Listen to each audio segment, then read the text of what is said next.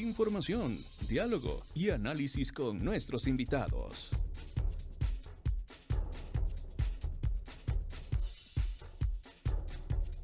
Son ya las 7 de la mañana con 44 minutos, amigos, y nosotros continuamos aquí en la primera emisión de MQ Noticias. ¿Se han preguntado cuál es el costo de la violencia en nuestro país? Pasamos de la revisión de los temas locales a la revisión de temas nacionales y seguimos hablando de los índices de violencia, pero esta vez con este enfoque respecto de su impacto en la economía ecuatoriana. El día de ayer, el portal Primicias publicaba una nota cuyo titular decía: la violencia le cuesta a Ecuador hasta un 10% del Producto Interno Bruto, más de 19.000 millones de dólares anuales. Según esta nota periodística, el Instituto para la Economía y la Paz elevó el impacto económico de la violencia en Ecuador a $1.500 por persona. Una revisión de los índices de paz global revela un incremento récord en 2023. Esto es parte de la información que se recoge en esta publicación y vamos a dialogar sobre este tema esta mañana. Nos acompaña vía telemática Verónica Artola. Ella es analista económica, fue gerente en su momento del Banco Central del Ecuador. Verónica, muy buenos días, bienvenida. Gracias por estar con nosotros. Gracias, Belkis. Muy buenos días también a usted y a todas las personas que nos están escuchando en este momento. De manera recurrente, Verónica, hablamos del impacto en lo social, digamos así, de esta realidad de violencia que vive el país, pero poco quizá nos detenemos a pensar en el impacto que tiene justamente en la economía del Ecuador esta realidad y este fenómeno que cada vez se acrecenta más. ¿Qué decimos desde este punto de vista? Bueno, Belkis, creo que hay que como que contextualizar un poquito este tema. Efectivamente, el Ecuador ha venido pasando por periodos muy complejos de reactivación económica y creo que en estos 2 últimos años, más allá de los problemas estructurales que tenemos, ya 10 años consecutivos que no crecemos, el problema de la violencia creo que es uno de los elementos más catastróficos que estamos teniendo para poder reactivar la economía. Yo sin seguridad no quiero invertir en el Ecuador. Yo sin seguridad, y siendo incluso un inversor extranjero o nacional, me da miedo que después vengan el tema de las extorsiones. Y entonces ya estamos viendo incluso cómo ya no hablamos solamente de delincuencia común, sino que realmente son bandas organizadas que han permeado en diferentes aspectos de la vida, tanto privada como pública. Entonces eso, lamentablemente, lo que está generando son esos resultados que usted decía al inicio de esta conversación, que más o menos se estima que en seguridad, ¿no es cierto? Las personas tenemos que gastar más, las empresas tienen que gastar más y claro, ahí de acuerdo a estos indicadores que hace el Instituto para la Paz, dice que son $1.500 adicionales. Algún momento yo conversaba, por ejemplo, con empresarios de camaroneras y decían, ahora hemos quintuplicado los costos que tenemos que hacer en el tema de seguridad porque tenemos que tener guardias para que no se entren, etcétera. Y eso ventajosamente las personas que de alguna manera podríamos invertir en eso, pero ¿y las que no? Entonces, por eso estamos teniendo también una migración distinta de la que teníamos, por ejemplo, en los años 90 en el Ecuador, al finales de los 90 con la crisis, que ahora incluso gente que está bien, que tiene sus negocios, que incluso tiene trabajo, prefiere salir del país pensando en un futuro para sus hijos por la inseguridad y la violencia. Entonces, yo sinceramente creo que si bien la economía va a ser un poco más difícil reactivar rápidamente, creo que el presidente Noboa en estos próximos meses que tiene, digamos, iniciando este nuevo periodo, sí tiene que dar una especial atención en cómo se va a rescatar el tema de confianza en el Ecuador. Y no solamente hablo del tema institucional, sino sobre todo del tema de inseguridad y de la inseguridad física. ¿Cuánto de todo esto que hemos analizado hasta el momento, Verónica, diríamos que están leyendo nuestras autoridades justamente en este afán de rescatar esa confianza que tanto necesita el país?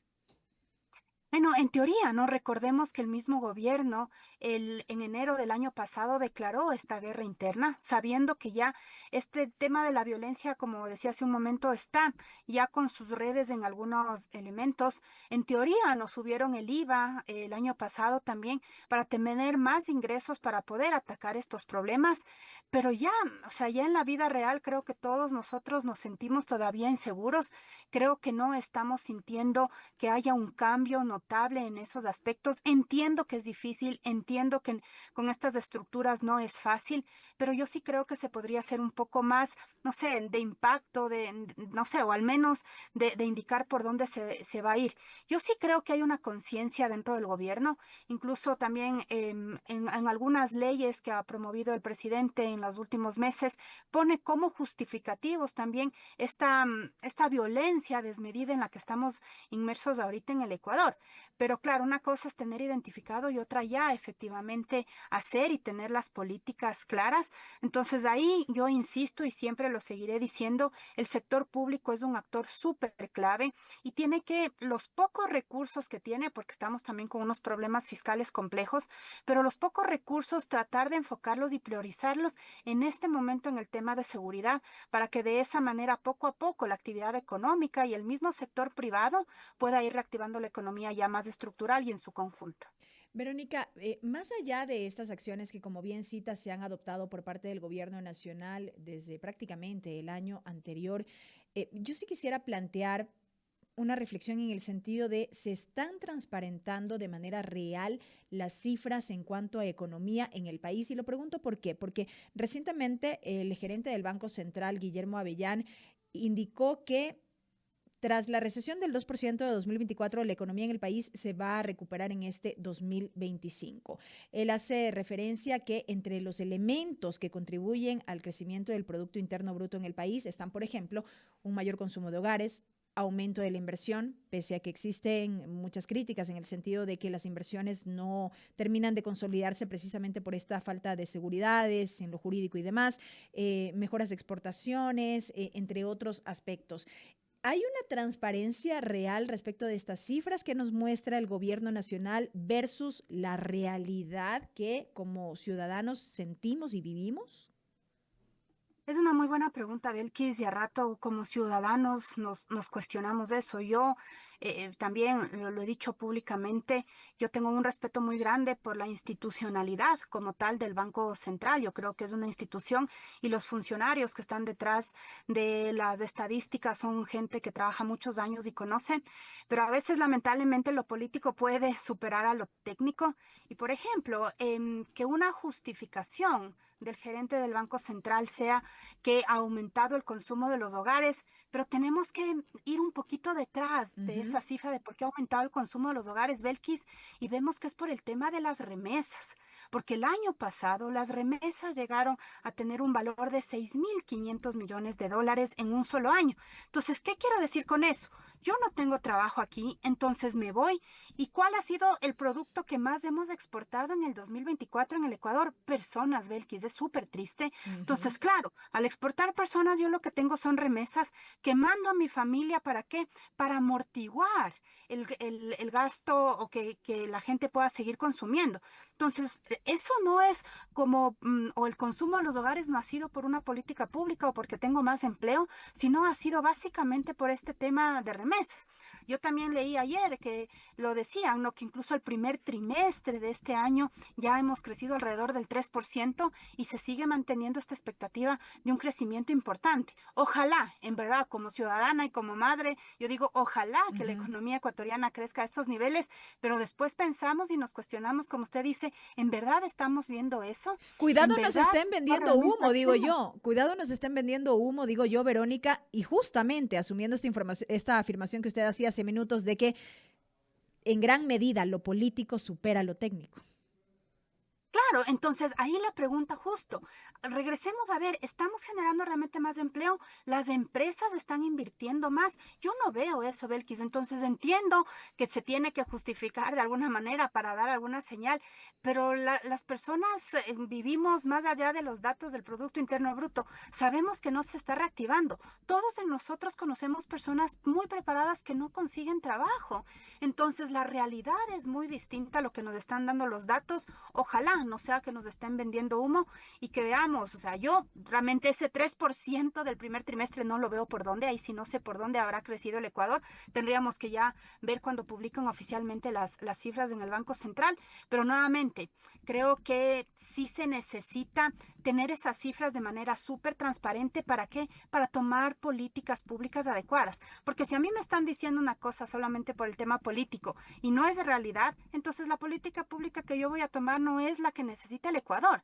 Entonces ahí es donde entra este conflicto. Por eso yo decía, tal vez como el primer disclaimer, creo que la institución es súper importante, pero ojalá no le perdamos la confianza de ser este tercero confiable que nos está dando una realidad o nos está diciendo qué es lo que realmente está pasando en el Ecuador. Y es que yo digo, Verónica, basta ver con lo que pasa, por ejemplo, con estas economías de las pequeñas familias, digamos, negocios que cierran producto de las extorsiones, no solo en la costa, es una realidad que se vive en muchos rincones del país. Profesionales, por ejemplo, como los docentes que, según se denuncia en la provincia de Guayas, prefieren renunciar a seguir siendo vacunados y de esto tenemos todos los días. Todo el tiempo, Belkis, y salió justo en el portal Primicias también un estudio interesante. 11 tiendas al día cierran en Ujú. el Ecuador y esas tiendas son las que te dan de comer a las familias del día a día. Entonces, ¿de qué está viviendo esa gente? Entonces, el problema es que si yo me quedo sin trabajo, soy presa también para entrar a los grupos delictivos. Imagínense que yo soy un joven que estudié, que me preparé pensando que puedo hacer algo, pero la verdad después me encuentro con que no puedo hacer nada. Yo, por ejemplo, tengo estudiantes en la universidad que hemos conversado que vienen de Esmeraldas, que han hecho un esfuerzo muy grande para estudiar y tratar de contribuir algo en su provincia, pero regresan y la cosa es complicadísima y ves y dices, ¿y ahora qué hago? Entonces hay una frustración que ahí es donde creo que necesitamos trabajar e insisto, ojalá el gobierno pueda ver estos elementos para hacer políticas públicas claras. Ya lo dijo el presidente Noboa el 24 de mayo, ¿no? Apostar por una inversión pública para reactivar el empleo y sobre todo el empleo joven. Ojalá que sea por ahí, todavía no está muy claro a través de qué programas o qué políticas, pero si la idea está, que ya se cristalice para ir también revirtiendo estos problemas económicos tan serios que tenemos en el país. El gerente del Banco Central citaba al menos 5 elementos que decía podrían ayudar en este año para que la economía crezca más de un 2,8%. Entre esos, por ejemplo, la firma de nuevos acuerdos comerciales, como el caso con Canadá, una reducción de los índices de inseguridad en el país. Este es un tema o un gran pendiente, digamos, que tiene el gobierno nacional. Más inversión en energía y minería, reducción del riesgo país y acceso a más financiamiento externo. Ahí no sé si existiría una contradicción, digámoslo así, y una mejor ejecución presupuestaria y menos atrasos en pagos del presupuesto general del Estado, Verónica. A ver, esos elementos no son tan fáciles ni es por decreto que el presidente Ujú. de la República lo puede hacer. Va a depender mucho de estas políticas que se vayan generando. Yo sí creo que el riesgo país tiene que ir bajando. ¿Para qué? Para poder acceder más que al crecimiento como tal, sí a un financiamiento importante. Las cuentas fiscales tienen un rojo terrible, por eso estamos viendo incluso estos temas que el presidente está pensando o que ya va a viajar a China para ver estos elementos y que el déficit fiscal, claro, tiene que irse mejorando. Entonces, pero el riesgo país no se baja de la noche a la mañana. Ha habido un esfuerzo, pero yo pensaría que el riesgo país puede bajar este año 2025 algo para salir a mercado recién en el 2026, Belkis. Yo no veo opciones que el Ecuador este año 2025 pueda realmente salir a mercados y tener un financiamiento importante. Entonces, ¿qué quiero decir con eso? No veo esa opción para que reactive la economía este 2025. Hay que entender que la firma de los acuerdos comerciales toman tiempo y que además con toda esta geopolítica externa tan compleja, Estados Unidos pensando, ¿no es cierto?, en una guerra con Israel, Irán, ¿qué está pasando en el mundo? Hay que preguntarse los precios del petróleo bajando.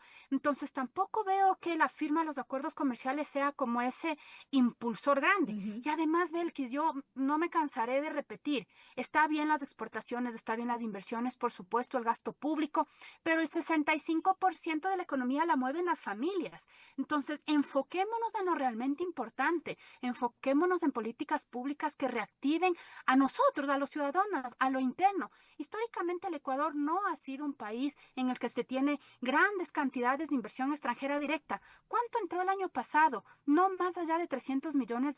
Con eso no reactivamos. El tema de la minería yo le tengo fe, creo que podría entrar, pero no va a entrar este año 2.000, 3.000 millones que necesitamos así como un shock para reactivar. Porque son procesos Entonces, que ¿qué toman su quiero tiempo. decir?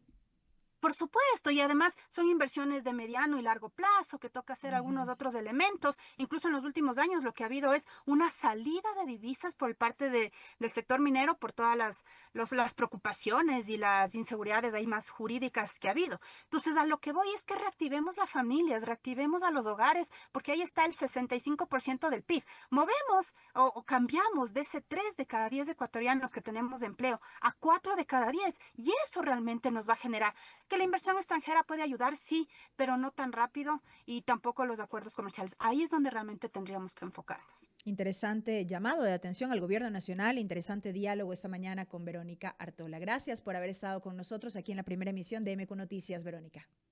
Gracias a usted, Belkis, por la invitación. Que tenga un excelente día. Lo propio también, Verónica Artola, exgerente del Banco Central, analista económica, en diálogo con esta emisión de noticias. Son las 7 de la mañana con 59 minutos, amigos. Aquí ponemos punto final a la primera emisión de MQ Noticias. Gracias por haber estado con nosotros.